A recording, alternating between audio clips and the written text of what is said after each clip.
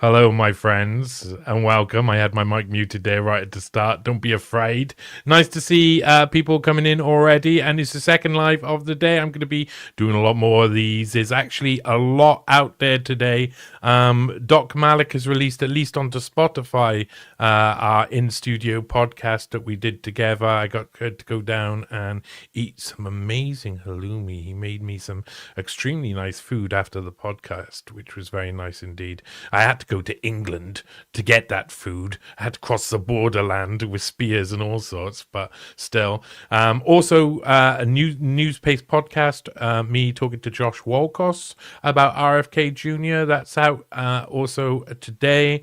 There was a live earlier with Headley Reese.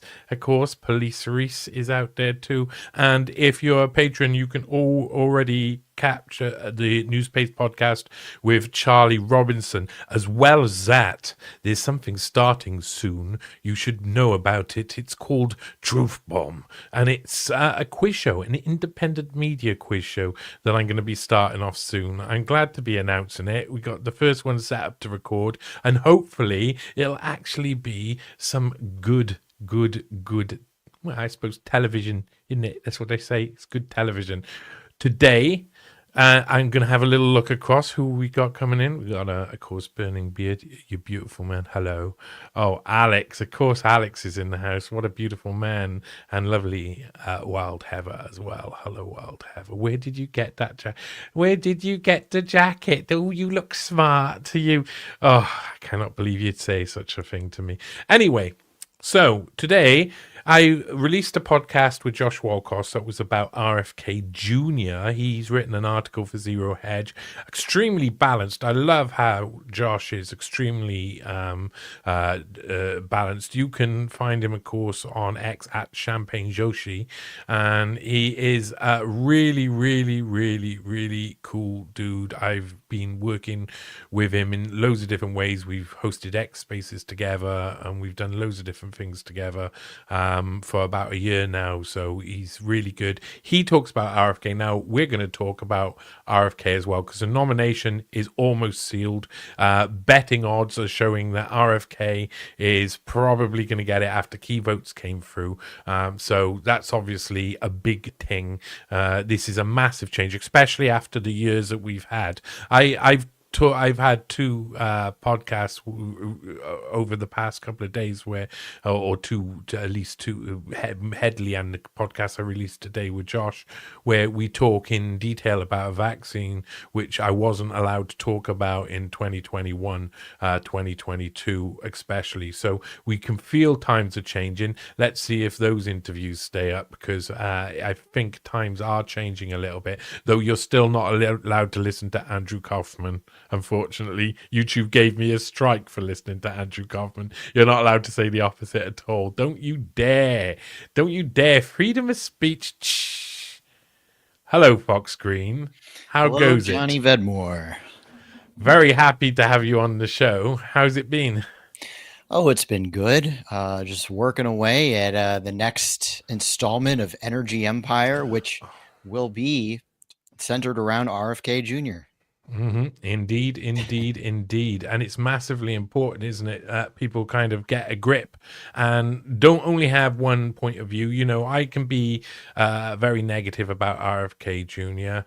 In many different ways, but I don't see it as negative. Other people see it as negative. I just see it as realistic and pragmatic. These are the things he's done before. These are the lies that he's told on different occasions. So I have a hard time trusting him. If someone lies over and over again, I have a hard time trusting him. That's just basically the way I do my business with people, my social business, I suppose. Social contracts are important, and you know, being good to other people and etc. And there's questions around that. Josh, who wrote the article for Zero Hedge, he did a really good job of being completely balanced and objective, something I have a hard time doing with RFK because of my own feelings around the Epstein case, and I don't think everything's come out there about RFK's relationship with Epstein.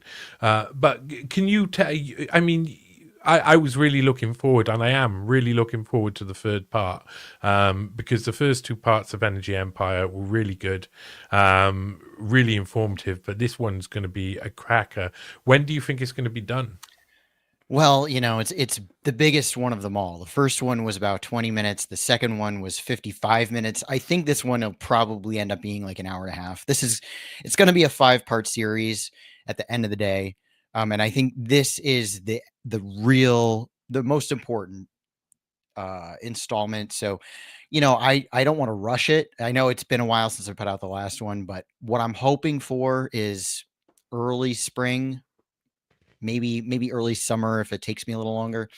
But a lot of it revolves around the Hudson Valley, my local area, because RFK's history is in the Hudson Valley and his activist work. So I want to get some nice shots of the scenery, and I kind of want to wait until we have some leaves on the trees again. So it might be a little while, but it's going to be worth it. This is going to be the big one. I thought about I mean, there's been a few articles that have come up that I've had to do before I've got to an RFK article, and I'm still on a list of articles that need to be done. And I'd promised myself to already have one out by now that is comprehensive. And when I did look, I start always with articles in chronological order. I go back. A lot of the times I start with parents, but it's like you already know quite a lot about RFK and JFK and Joseph Kennedy and so on and so forth.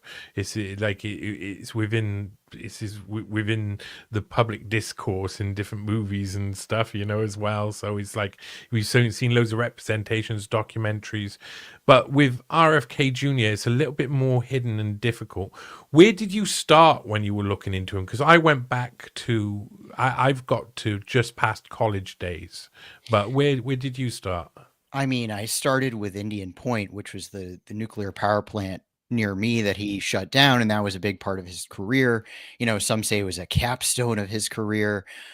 So his involvement with an environmental group called Riverkeeper, that was sort of the beginning. But if you can dig further, the funny thing about him, as soon as he ran for office, so announced his run, I started looking more and more into who he actually is, because this is pretty much all I knew about him at this point, or up until that point. And the more you dig, the crazier it gets. This man's history is insane. And I'll preface this by saying that I feel bad. At the end of the day, I feel bad for him. I think he's a person who was mentally tortured as a child. He's been surrounded by horrible people. He had a hard life, and probably turned him into what he is now, which is not a trustworthy person. It's amazing too. I know during his confirmation hearings, he was saying some things that pissed off his like anti-vax crowd, and they're all, oh, he's lying, this and that, whatever. And it's like, if you look at his history, this is what RFK does, is he says what's popular in the moment to get people hooked into whatever he's doing. But he has no problem just contradicting himself in the future. No problem whatsoever. Most people don't look into his history at all. Journalists just totally ignore it. I think that they're kind of given a beat that they need to write around, and that's it. They don't extend. They're not independent journalists that can actually look at this person in their totality as a human being. Now, one thing that I discovered while doing research is that Kennedy actually filmed when he was a young man, 19, 20 years old, very, very young. He went to Africa to film A documentary with Roger Roger Ailes. Ailes. Yeah. Isn't Yeah, I that found wild? this. Yeah, this is the end of near the end of where I got to. So yeah, no, it's really wild. It look. Yeah. I mean, you continue. I'll give my opinion. Well, after. you're in England, so maybe you can like contact. Oh, be careful! I'm in Wales. Don't you call this England? Oh, do you guys How dare consider you? You consider it Wales separate? I actually Oh, knew we are somebody. definitely a separate country. Officially, we're a principality because the Okay. English made us a principality. Henry VIII decided to annex Wales like it was no thing, and the Edwards had to build loads of castles to get us down. So we're definitely not English. No, we have Okay. bows and arrows ready for action at any time. I actually knew a Welsh person once before, and they said the same thing. They're very like particular about that. We're not we're not. They're different, and I get it. I'm pretty positive that he was probably drunk and dancing naked at the time too, was he? Because that's very Welsh too. But anyways, like maybe you could get a hold of this documentary being on the same continent, because I would No, there love to is a get my hands. possibility. Yeah, yeah. I'm wondering if it Yeah. even happened. It sounded like because it sounded like the Gloria Steinem sort of myth creation. When she left Smith University in 1956, she goes to India and she's supposed to be filming a documentary. I think it's for the BBC or someone. No, it's ABC. It's for American broadcasting. I can't remember which network. But she was supposed to be filming one about going around India and meeting Indira Gandhi and all of this, but nothing ever come out of it. Well, this all makes me think of some meta commentary that I have. You make documentaries too. As somebody who's like researching all the time, who's artistic, this is what we do, right? Is we put together films and documentaries to try to tell stories in a way that's three-dimensional. And what you do in your research is you look at what other people have done in this regard as far as documentaries and creating narratives and creating myths around these certain people, right? And another crazy thing that I learned in my research is, oh, what is this guy's name? He does Bill Moyers. So Bill Moyers Oh yeah, no, that is would be so interesting. is Go always on. I like doing this. documentaries around these subjects that I Hmm. happen to be doing Hmm. stuff around as He well. also happens to be friends with every member of the CFR. That's And what it he's part feels of the like. he's on the like steering committee of the Hmm. Bilderberg group too. Hmm. Like, And not there was he came up in multiple times in the Stanley Pottinger documentary when I was watching footage of the time. He had a show that was oh, it was. I'll have to send it to you if I can remember. It might have been in that, or it might have been Guido Goldman. Regardless, I think it was the Guido Goldman stuff. Regardless, he had like this show at one point where he interviewed a few like small time people, and then suddenly Henry Kissinger, and he seemed to be like putting like the officials into the narrative and making it look like he was just walking around and doing stuff. yeah, and there's stuff about his potential involvement with like the JFK assassination. Like he was kind of the right-hand man to Lyndon Johnson. And here I was thinking, oh, he's just this nice little old boomer man who like just does these interviews. But no, I mean, and it's crazy to think that about the myth making and the rewriting of history, and these figures that we're told are, the ones that are fighting the David and Goliath. Meanwhile, they're working for the Goliath as like this fake David type person. And I think that RFK is a perfect example of that. Vandana Shiva, who was the who I studied in my last documentary. And these characters are presented to an audience of people who say, wow, there's a lot of really bad things happening right now.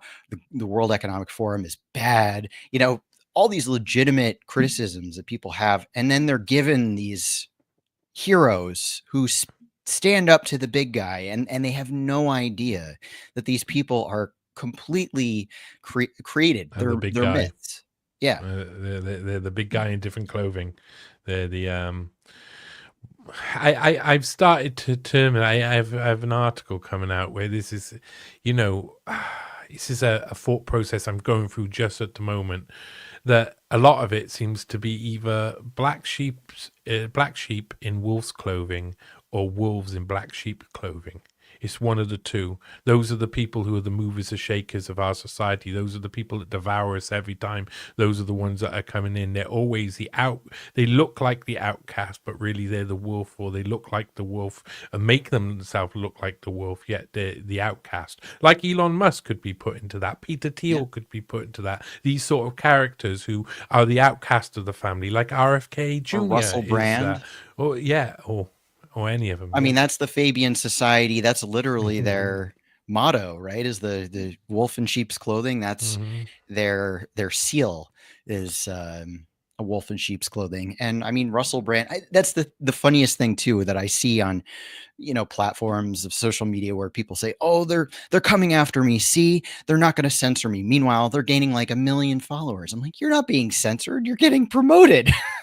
Do you The people get? Do people who get you, censored, you don't even hear about them. They get yeah. no following. They don't get negative engagement. They just get no engagement. You don't even hear about them. When you're talking about Shiva, do you often get this question that's down on the screen? Shiva, I derive. No, I've actually never heard that. Oh, that's Dr. Shiva. Dr. Shiva. Oh yeah, and he's kind of a critic of RFK, right? He calls him booby for effing Kennedy.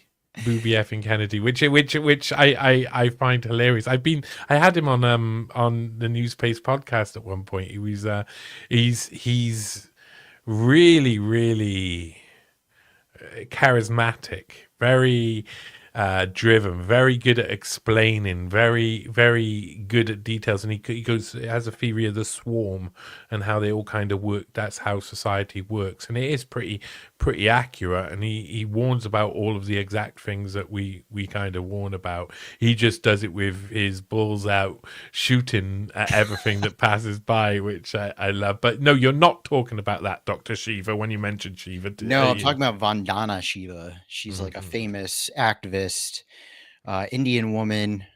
She's very close with RFK Jr.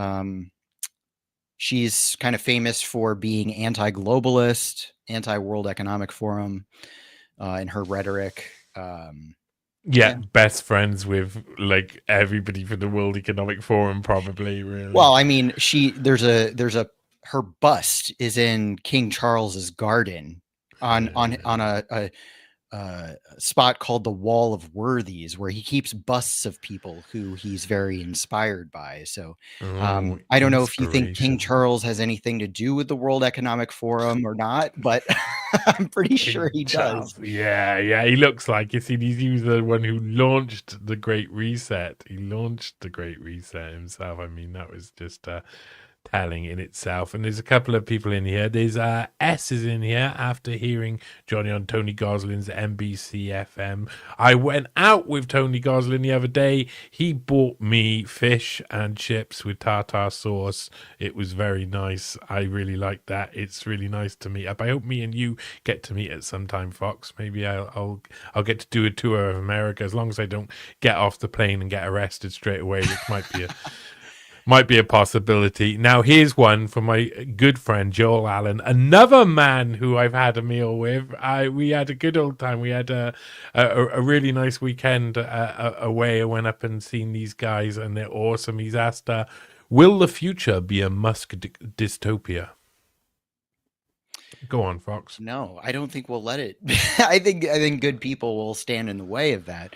But I certainly think that Musk is. I mean, wasn't his grandfather was a Nazi, right? Hmm. Um, and his father or grandfather, I can't remember, or both were part of the technocratic society, and they're technocrats. I mean, technocrat is transhuman eugenics.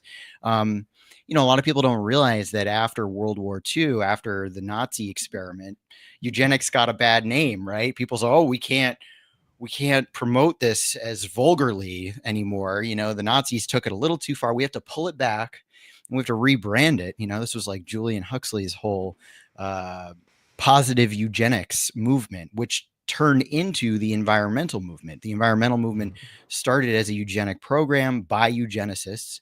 And then, so after World War II, it became just a little bit too in everyone's face. They have to be a little bit more subtle about it, make it about nice things like being one with nature, right?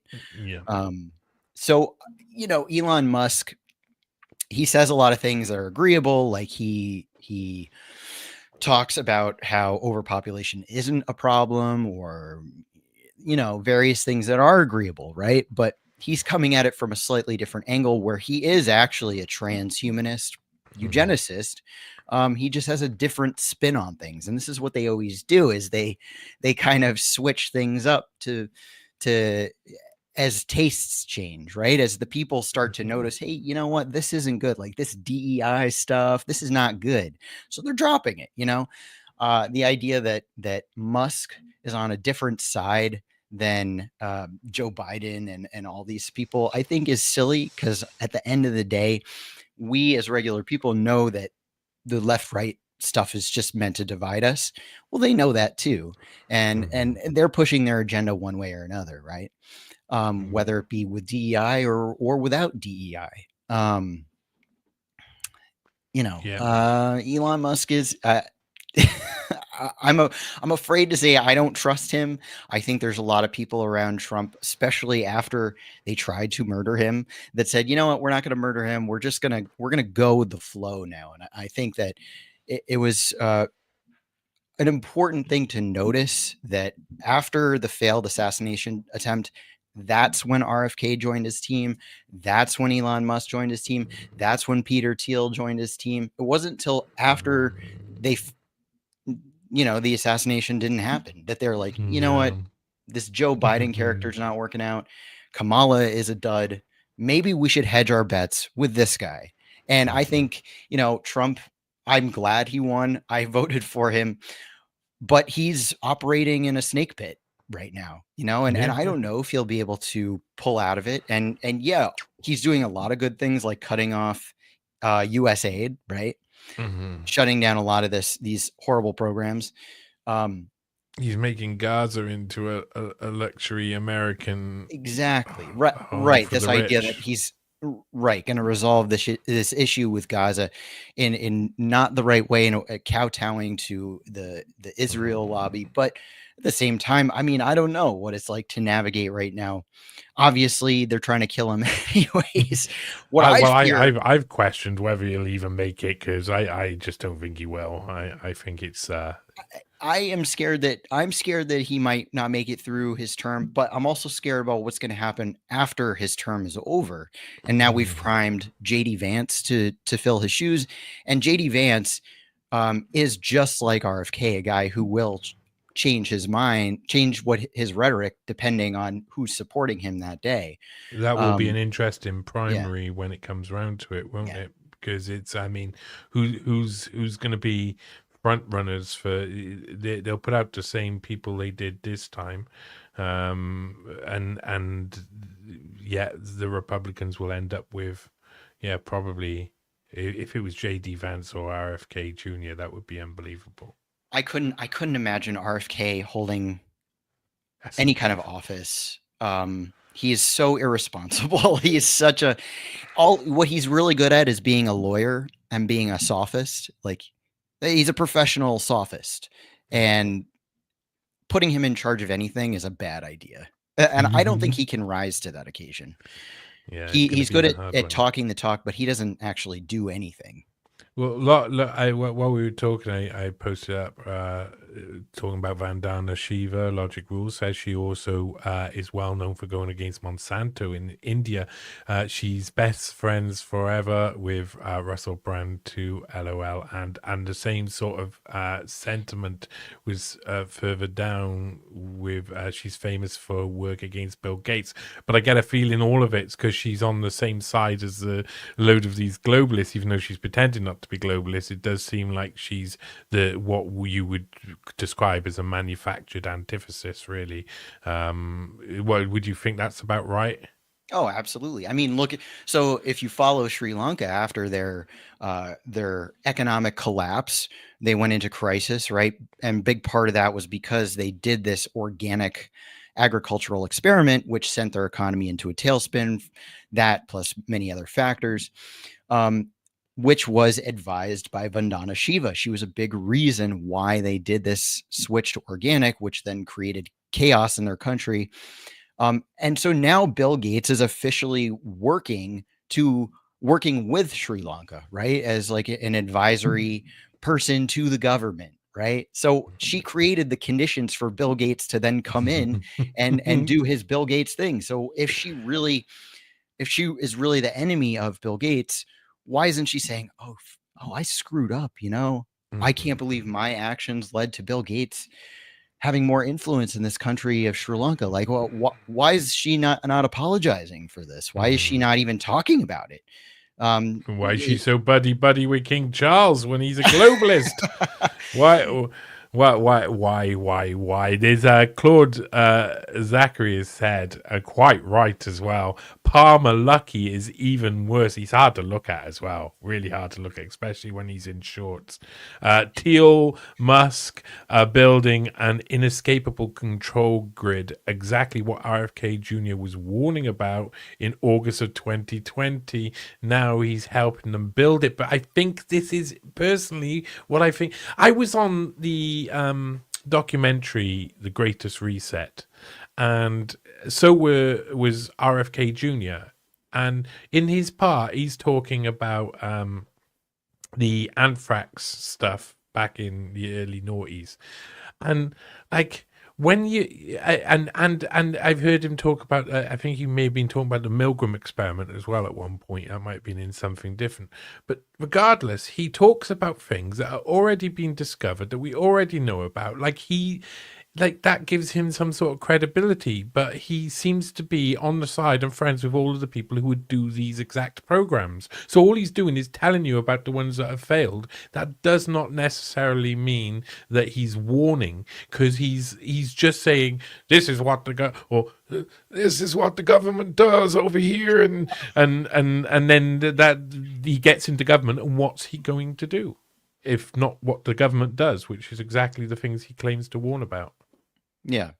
Yeah, I mean, well, he does what any talented rhetorician or populist does, is he takes a little bit of that righteous indignation, some of the problems, Monsanto. I saw somebody brought up Monsanto, and certainly there are problems with the Green Revolution, right? There's issues around intellectual property rights, right, and people not being able to just use the technology to proliferate their farms and their economy and whatnot. But they don't focus it on those issues. They're very carefully situated to undermine the wrong things, and the wrong things being, any sort of view of mankind that says that mankind is good and that there should be more of us and that we're not animals. All these people have they operate on this Gaia hypothesis, a very materialist outlook that we're destroying the planet and that we need to reduce our numbers, and that the way humans naturally do things, we're like a pestilence, we're like a cancer on the planet, and this is the ideology underpinning Vandana Shiva and RFK Jr. It's very, very clear to see. So, the people that they're arguing against, they might pick a little issue here and there just to sound kind of like a populist, David fighting the Goliath. But at the end of the day, they have the same underpinning ideology about human beings. Yeah, most definitely. They are just well, they're just the same breed, aren't they? I really do think that ruling class, you only get to the ruling class in all the different countries by being good at pretending. They got to be pretense all of the time, and Charles has to do that. That's what he's brought up doing. It's a form of propaganda. Pretend to be something you're not, and you pretend for long enough, and everybody believes it and can't see that the emperor's not wearing any clothes.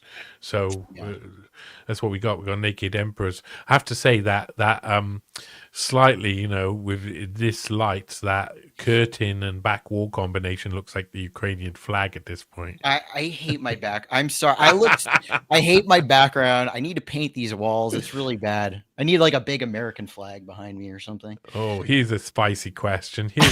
Here's a spicy meatball.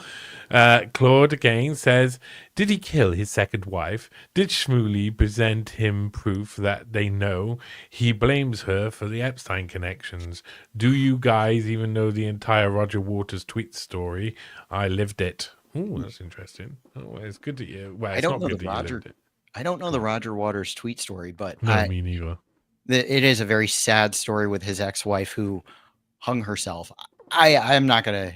It's not my place to speculate what happened. Look at the Kennedy family. Look at the Epsteins. Right. Look at all these people in these positions. There's a The sickness. Kennedy family were in a lot of positions. A lot of positions. I promise you that. I think Go there's on. a sick cultural rot amongst these elite people, Mhm. elite families. And this is why, at the end of the day, I pity somebody like RFK, because imagine growing up around all these pedophiles and murderers and, the drug culture. RFK had a massive problem with drugs. He's had a massive problem with women. He used to keep a diary of all the women that he had sex with. This is like weird, sick Aleister Crowley type sex magic stuff. And this kind of mysticism, this religious occultism is what guides these people. It's not, people, like the libertarians or the Marxists kind of say, oh, they're just doing it to make a profit.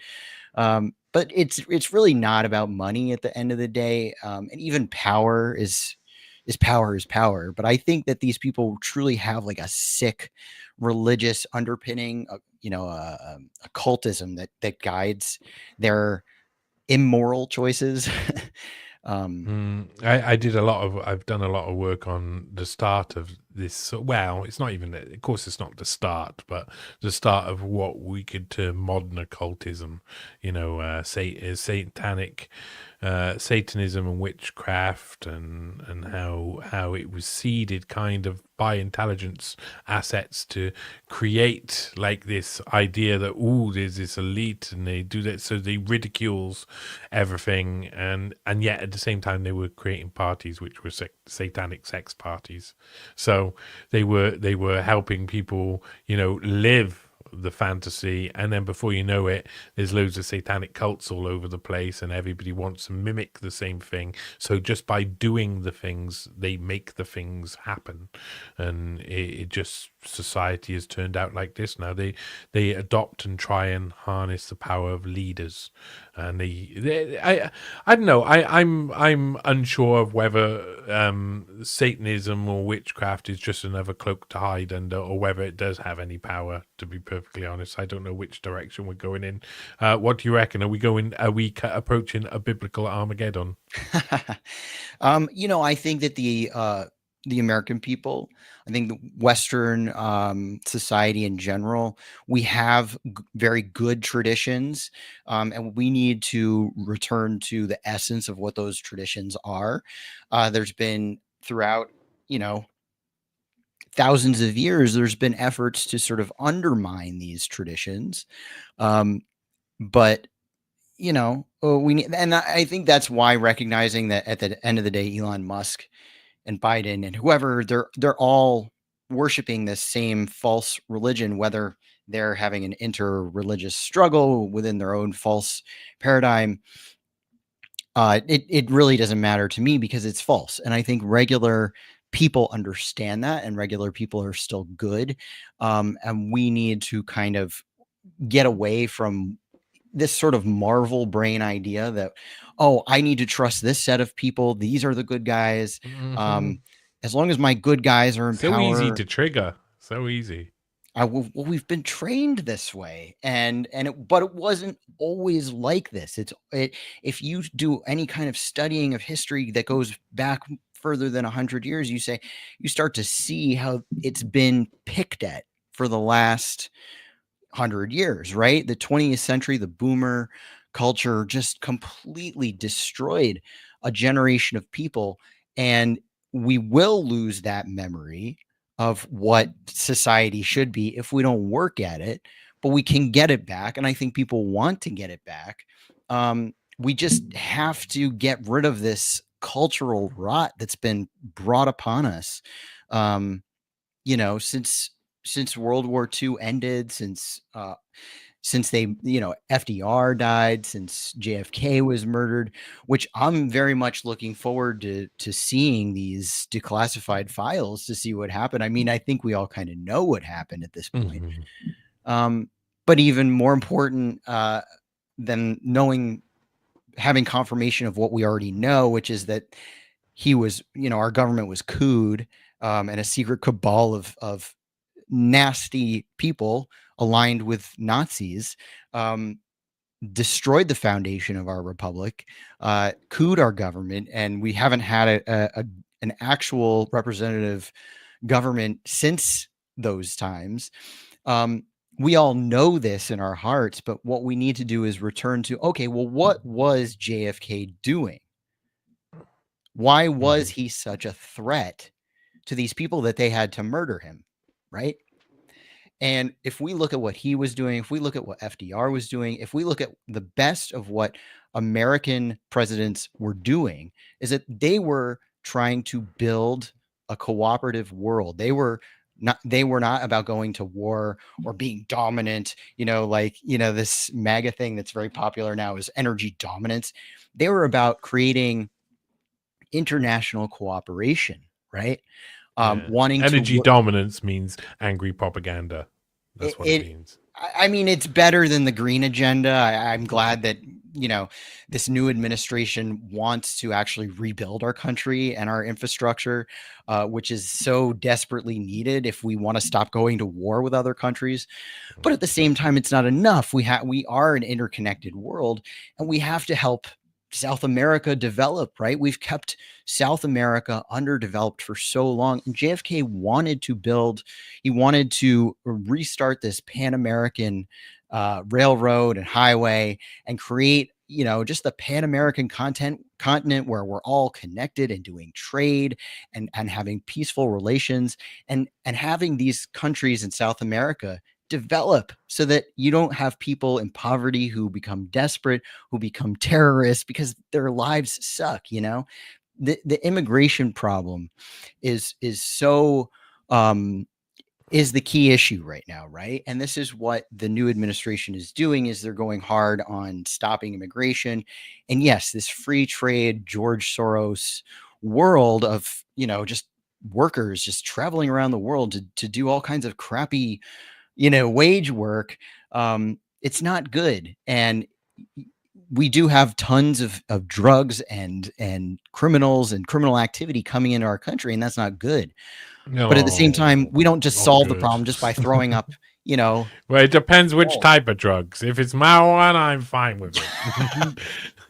Yeah, but I no, you're right. You're right. There is a there is a feeling that all of this is contrived, though. The border is the way it is and so porous, so that they can do this eventually, and they create these problems so that then they can. Well, you did great work on the Eric Weinstein, uncovering, and he's a perfect example of what we're talking about, which is he acts like, oh, I'm against the globalists, but he was literally writing the policy for them. I think that he is, and I thought about this just earlier today, kind of the slow burn socialist, the Fabian ideal, the kind of the policy he was writing was leading towards some sort of communitarian sort of globalist sort of idea, and while it leads you towards it, he can still claim to be capitalist in some way, just by not necessarily giving solutions but saying, don't worry, something will come up that'll offset this, whatever. But other than that, this is the policy you should do. And it's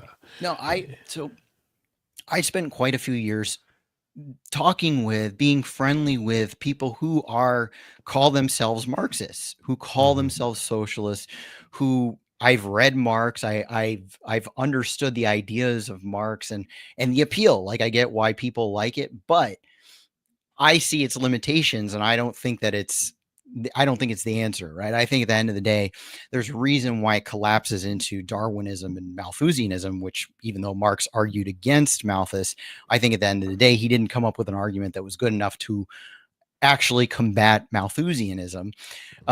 So I don't think Marx is a horrible person. I don't think that he's a figure that's been turned into this big boogeyman. But that's all to say that the way people who operate, who think that Marx is the big boogeyman at the end of the day and communism is the big boogeyman at the end of the day that we need to fight, it's the exact same thing as Marxism, but inverted. These people, like, I'll name a name. So James Lindsay, a guy who was biting a lot of my content for a long time, clearly using it to redirect people into this very anti-communist, which turns into an anti-China ideology, right? Which is the same thing we went through in the Cold War, is like saying other nations are our enemies because of some arbitrary economic ideology that is somehow, a threat to us. If anything, if you study American history, we were not built on communism. We were not built on capitalism. Our economic policy was called the American system. And what that means is not a class war. It means a harmony of interests. It means building up your economy in a way that actually improves people's lives and that helps other people as peaceful coexistence with other nations. And if you actually study the Chinese model right now, it's closer to the American system than it is to Marxism, because they're more at this point they're more capitalist than they are communist. So I think, once again, the capitalist versus communist ideology is meant to kind of turn our brains into an us versus them thing that really doesn't even matter. Yeah, there's something about it that I've been thinking a lot recently, and I mentioned earlier that I went on Doc Malik podcast. I went in studio. It's a really nice thing when you go in studio with someone and you sit down and you get to have there is a massive difference with being in person. I just love being in person, and it kind of livens. But we were talking a lot about this sort of thing, because I was talking about Fabianism. We were talking about communism, slow burn socialism, really, and leading towards a globalist world order, etc.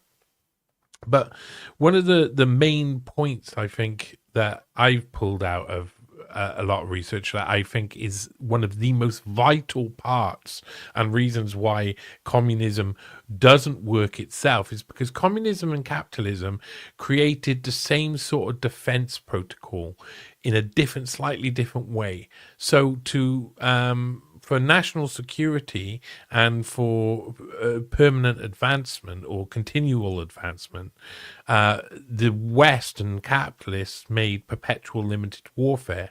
Yeah, and the communist kind of version of that is much more permanent revolution, and is often built inwards to continually try. That means it puts your nation out of kilter constantly and stops you from expanding like the West was able to expand. So I think that's why it's kind of lost, is those two things are kind of the same, and permanent revolution kind of means you end up with this point where you can't advance. You always scupper yourself all of the time, and so it's less about it's bad that they've got people who are angry at them on the externally as well, but it's built to fail to an extent. And then what comes next? And I think that's where they see the possibility for this sort of globalist socialist sort of super state that comes in after a fall of something like that. Oh, it totally goes hand in hand. And permanent revolution, that's a Trotskyist idea, right? And so even within Russia, even within the Bolshevik party itself, you get different ideologies that are conflicting. So Stalin was completely opposed to this Trotskyist idea, and his whole thing was socialism in one place. Like, he didn't want to ideologically expand, and he got along great with FDR. FDR wanted to create a post-war peace plan. And that's what the UN was originally intended to be, was a way to create a peaceful situation amongst all the giant nations such as Russia, China, the US, and England. They were supposed to be the four policemen of the world. Um, and somebody, I posted about this on Twitter recently, and somebody said that they brought up the theory that FDR was murdered, and I have not looked into that myself. I've heard the theory, and I totally believe it. At this point, I don't even need confirmation, right? It's because anybody who says, "Oh no, I want actual peace and development," I don't care what their economic ideology is, as long as it puts the sanctity of the human being as its primary focus. That's what the whole world needs to come together to do. And it's not hard, because that's how human beings are built. We all get there different ways, right? We all have different names for things. Oh, whether it's socialism with Chinese characteristics, or the American system, or this or that, whatever. As long as we're on the same page with the fundamentals of like what we're trying to do, right? This protect the sanctity of human life and propel ourselves into the future to create a better world for our progeny. I mean, this is simple stuff, right? Yeah, yeah, indeed it is. And Heather's pointed out though that she says, "Have you been to China recently, my lovely? You have to have an app to use cash. All transactions are monitored. It's too true. It's too. I can't see how this. How long do you think cash will last for? Now that I don't this, know, because I haven't been to China, but I rarely ever use it in my own country. yeah, I I mean, I don't even understand. remember the last time. I sometimes I leave a little cash for a tip at a restaurant, but yeah, nobody deals in cash anymore in the US. You know, again, money is another one of these issues where you can take extreme views and say, well, the whole problem can be solved with how we use money, right? And I think that puts the emphasis on the wrong thing. You can use money as a lubricant for society, whether you want to do it through, a physical money system, or through some sort of digital accounting methods. Um, it's how you use it, right? If we are just using money as a way for speculation and to not build our economies, and to create casinos and gambling and stock market gambling and speculation on housing and things like that, it doesn't matter how we use money, whether it's in a Bitcoin or a token or whatever. Your economy is going to crash. You need to be building your economy. You need to be developing your infrastructure. You need to be revolutionizing how you use energy. And this is what the economy is built on. Money is just a lubricant to make transactions easier. Um, my local chippy is Chinese run, and it's strictly cash only. Interesting. Same by me as well. I got two Chinese restaurants by me that only take cash. They don't take it. They're trying to hold on to it. That's Dark Commission, another person I've had a lovely meal with. Hello, Dark Commission. Nice to see you around, DC. Nice to see you around. It's definitely an ever changing world, and it's not going to be any easier, because I mean globalism does. I know lots of people say, oh, we need to keep this and we need to keep that. How optimistic are you that we can actually uh, beat this, and or are we heading towards something where there is no, everything CBDC run? Like, what you're super optimistic usually, so give us some optimism. um, yeah, I mean, I think that things are changing, obviously, whether we like it or not, and the role of the United States in the global stage is changing, right? Um, and that's probably mostly a good thing, because the role that we have been playing is not one that's been good or responsible. And I don't say that we as if it's like our complete fault, right? But we do take responsibility as citizens. Um, and I think that the globalists, what they are now, they exist as the globalists now, but they've always existed throughout history. There's always going to be a group of inner elites who have a very pessimistic view of the world and of society. Um, And it is up to us to decide whether or not we want to go along with their agenda or not. I think a lot of Americans in particular are kind of sleepy.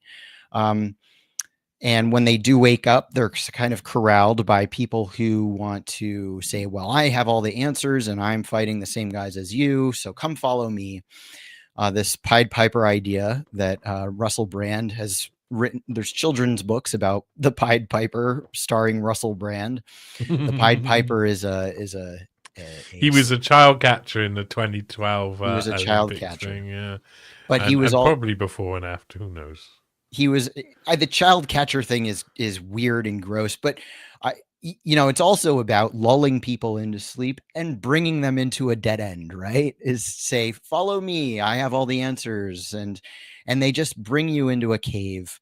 And it's just a dead end, and then you feel hopeless and you say, oh, everything's screwed, I thought this person was my savior. And I think people just need to wake up It and turns take out he was a Kennedy. yes. And he needed some special time with a lady. Oh God, it's crazy. I don't want to go too sidetracked, but I don't know if you heard about Neil Gaiman. Well, just before Neil Gaiman, Dark Commissioner said, "Would we have these problems if the CIA hadn't backed Mao over Kai-shek?" Chiang Kai-shek.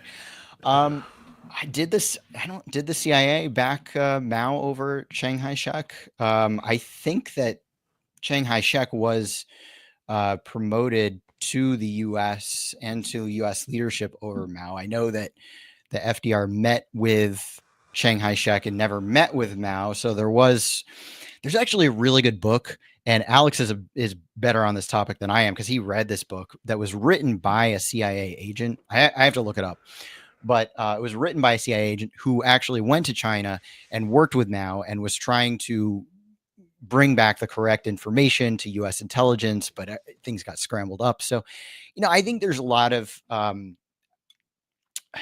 Mao is a very hard person for Americans to wrap their mind around. Same thing with Stalin too, because they've seen so much negative propaganda about these people, and it's not all wrong. I mean, these aren't perfect leaders, but I think a lot of it's been distorted in a way to make people kind of shut their minds down and say, oh well, Mao, he's like Hitler, or Stalin, he's like Hitler, and really they're much more complex figures, both within their own country's history. You go to China and people respect Mao. You go to Germany and people rightfully do not want you to talk about Hitler. And I think that there's a reason for this, So what, the question again? Oh, about the CIA supporting Mao. Yeah, I mean, I've never read that the CIA supported Mao. It's possible that, and I don't think the CIA. Oh, I think he was saying this. Yeah. Well, I mean, I'd like to look into a lot more of that. I know that I've been avoiding that period of Chinese history in general because it is a Pandora's box. The American relationship with China is extremely strange. It pretends to be one thing, but in actual fact, and in a globalist sense as well, one of my the issues that I picked up while researching the Klaus Schwab forming of the World Economic Forum. So when you get into the late 70s and 80s, there's this moment where they open it up to the Chinese and the whole theme and the whole idea of it changes and it starts to really look like globalism then. It starts to turn into something else. I think then if you look how China's gone afterwards, it's the test bed for a lot of globalism so that they can get to the point where they'll almost do it first and then the Americans can come in and do it better than them. That's the funny thing about China is it's so similar to America in that way, is that of course it's a major power and a very strong ethic of people in this country, and of course they're going to try to hedge their bets. They're going to incept lots of people into places of power within that country to take it down internally, which is what they did with the USSR, right? George Soros wrote about bragging about collapsing communism within the USSR. That's why at the end of the day, I don't think globalists or imperialists or the oligarchy, whatever you want to call them, they don't care about capitalism versus communism. It's totally irrelevant to them. What they're interested in is incepting their ideology, their very anti-human ideology, into the upper echelons, the elite people who control, who influence how the government is run, right? And there's certainly been people, I mean, and China has taken steps to eliminate this, right? Like George Soros is banned from China, and there have been a lot of people within the ranks of the Chinese Communist Party who have been purged, right? They've shown a lot of strength in being able to purge a lot of the bad elements within their country. Same thing with Russia too, is they have these inter-elite struggles as we do in the US. And it's not like, oh, the whole country is good or the whole country is bad. There's inter-elite struggles, and we have to basically try to pull out the best representative of that nation and collaborate on a global stage together. Prior to, again, it's this like World War II period that changed everything. But prior, China was a massive ally to the U.S., massive ally. The same with Russia. If you go back, not that even that long before, there was in the early 1900s, Russia and America were very keen on each other. That's right. They were very keen on each other indeed. Things changed. Changed, but I think a lot of it was the process of people getting suckered by new ideologies and the feeling that they were. Every generation feels like they're the ones who have got it, and the last ones were idiots, and the next generation thinks, oh, we're the ones that got it. The last ones were idiots, and every single one of those generations thought they were the ones that got it every single time. That's the issue that we have, and it'll continue to go on. So going by that, that right now we'll be doing the wrong thing, whether we like it or not. They did some good things in the past. We just have to find the people who you connect with in the past who were actually on the right track, because they were at some point. It's hard to sift through right now. We're in tough times, but there are people out there. I mean, you're living proof, right, Johnny? You're seeking the truth. You're a good person. Hard. Being a good person's hard, I tell you.